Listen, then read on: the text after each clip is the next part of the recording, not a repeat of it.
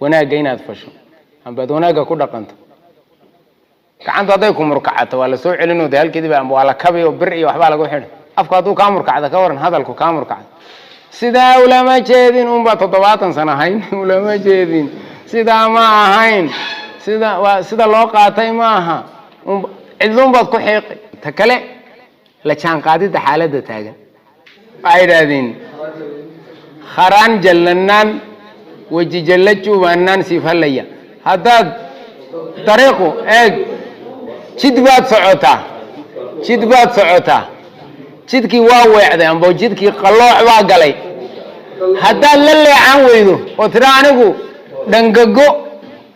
may anu ma leexanaye wadada wajaalo kalaan aqaanay aad tiraahdo adiga jarbays leh